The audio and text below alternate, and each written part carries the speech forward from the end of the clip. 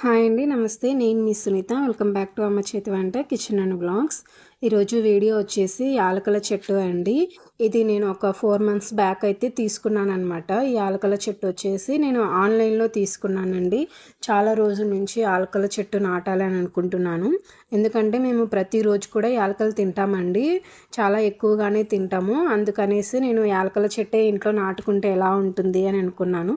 అది కూడా ఎందుకు వచ్చిందంటే యాలకులు కొనడానికి డ్రై ఫ్రూట్స్ హౌస్కి వెళ్ళినప్పుడు అన్ని డ్రై ఫ్రూట్స్ కొన్న ఒక రేటు ఉన్నాయి. అన్ని డ్రై ఫ్రూట్స్ కలిపి ఈ యాలకుల రేటు ఒకటే ఉందండి. అంత రేటు ఉన్నాయన్నమాట యాలకులు అయితే. అందుకనేసి ఎందుకు వచ్చింది మనం ఇంట్లోనే యాలకుల చెట్టు నాటుకుంటే ఎలా ఉంటుంది అనేసి ఒక పిచ్చి ఆలోచన అయితే నాకు వచ్చేసింది. సో ఇక లేట్ చేయకుండా వెంటనే ఈ యాలకుల చెట్టుని ఆన్లైన్లో అయితే తీసుకున్నానండి. చెట్టు మాత్రం చాలా బాగా వచ్చింది. కాకపోతే పైన కొంచెం ఆకులు అనేవి కొంచెం వాడుపట్టాయండి. ఇంకొకటి మనము ఈ యాలకుల చెట్టుని నాటుకొని ఇది ఎంత పెద్దగా అయిందనేది చూసేలోపు యాలకులు తినడం వల్ల ఎంత ఆరోగ్యం అనేది చెప్పుకుందామండి. రోజుకు 1 లేదా 2 యాలకులు తినడం వల్ల చాలా మంచిదండి ఆరోగ్యానికి. ఈ యాలకులు రోజుకొకటి తినడం వల్ల శరీరంలో ఉండే క్యాన్సర్ కణాలు ఏవైనా ఉంటే అవి పెరగకుండా పోతాయండి. అలాగే యాలకుల్లో విటమిన్ సి, యాంటీ ఆక్సిడెంట్లు కూడా అధికంగా ఉంటాయి కాబట్టి ఇవి మన శరీరాన్ని రక్షిస్తాయి. రోజుకొక యాలక తినడం వల్ల శరీరం అంతా రక్త ప్రసరణ పెరుగుతుందండి.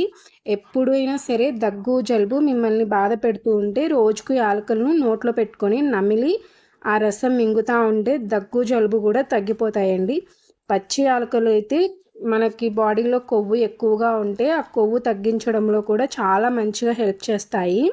ప్రతిరోజు కూడా యాలకులు తినడం వల్ల నోట్లో ఏదైనా బ్యాడ్ స్మెల్ ఉంటే ఆ స్మెల్ కూడా పూర్తిగా పోతుందండి. నోటి ఇన్ఫెక్షన్లు, వాపు, చిగుర్ల వాపు ఇలాంటివి ఏవైనా ఉంటే కూడా చాలా బాగా త్వరగా పోతాయి అన్నమాట. ఇక్కడ వచ్చేసి ఈ చెట్టునైతే ముందు ఒక పెద్ద ట్రబ్లోకి cocopeat, vermicompost and soil mix చేసి అందులో పెట్టేశాను అనమాట. పెట్టిన తర్వాత కొద్ది రోజులకి ఇది కొంచెం చిన్న చిన్నగా పెరగడం స్టార్ట్ అయ్యింది. చాలా ఫాస్ట్గానే పెరుగుతుంది పెరగడం అయితే. కొద్ది రోజులకి అనిపించింది ఇంత పెద్ద ట్రబ్బు ఇదొక్క చెట్టు కోసం ఎందుకు పెట్టడము అనేసి ఒక చిన్న తొట్టిలోకి మార్చానండి. మార్చిన తర్వాత చూడండి ఇది దాదాపుగా 4 మంత్స్ అవుతూ ఉంటుంది. ఎంత బాగా వచ్చిందో చూడండి. రోజు రోజుకి చాలా బాగా గుబురుగా పెరుగుతుంది. ఒక్క ఆకును మనం ఇలా పట్టుకొని స్మెల్ చూస్తే యాలకుల స్మెల్ వస్తుంది. చాలా బాగుంటుందండి. కిలో యాలకులు పొడి చేస్తే ఎంత ఘాటుగా స్మెల్ వస్తుందో అంత బాగా స్మెల్ వస్తుందన్నమాట. చాలా బాగుంది.